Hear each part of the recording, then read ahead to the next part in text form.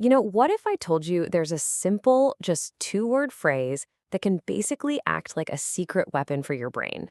I mean, a question so powerful it could instantly make you think sharper, get your beliefs more accurate, and lead to way better decisions. Well, today we're going to explore that very challenge. Okay, so picture this. You're out with a friend, right? And they say something with just total unshakable confidence.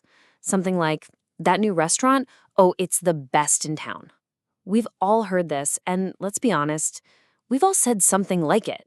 It just comes out like it's a fact, like it's the absolute truth. But hold on, are they really sure? I mean, how certain are they really? This question gets right to the heart of it. It shines a big ol' spotlight on the gap between how confident we sound and how certain we actually are. And you know what lives inside that gap? That's where bad decisions are born. And this, right here, points to a classic thinking trap, a cognitive bias we all fall for. It's called the overconfidence trap. See, we have this natural, almost automatic tendency to state our opinions and our beliefs as if they're just undeniable facts. A lot of the time, we don't even realize we're doing it. Our brains kind of run on this mental autopilot that just accepts information, especially our own beliefs, without a whole lot of vetting. We'll say things like, this is the best strategy, or that project will definitely succeed, and we just move on. We never stop to question the foundation of that confidence. So how do we break out of this trap? Well, the solution is a simple but really powerful phrase that acts as what's called a cognitive interrupt. It's a way to jolt our brain off of that autopilot. There it is. 2 little words. And no, this isn't about actually pulling out your wallet and throwing down cash. The real power of wanna bet is that it's a mental trigger. The moment you ask it, either to someone else or even more importantly to yourself, you force a huge shift in your thinking. So this is what a cognitive interrupt is. Think of it like a manual override switch for your brain. It flips you from a state of just passive acceptance to one of active examination. It's the jolt that forces you to stop and say, wait a minute, how do I actually know this is true? This simple interrupt kicks off a surprisingly powerful process for making our beliefs way more accurate.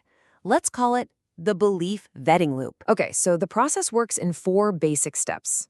It starts with an assertion, right? Like saying that restaurant is the best. Then comes the challenge. Wanna bet?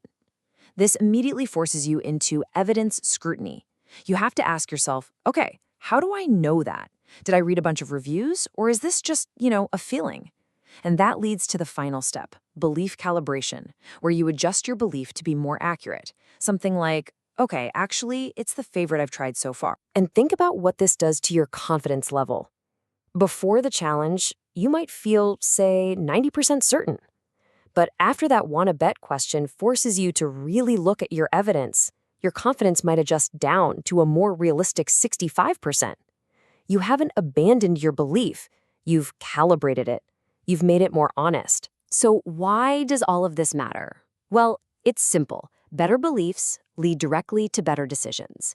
When a team or leader really calibrates their understanding of reality, their choices about strategy, about projects, about people, they all become drastically more effective. This whole challenge helps shift our mindset. On one side, you've got this least preferred state. You're static, you're overconfident, and you're resistant to any new info. But the goal, the most preferred state, is a mind that's always calibrating, always adapting, and always seeking the truth. It's about having conviction, sure, but being ready to adjust based on better evidence.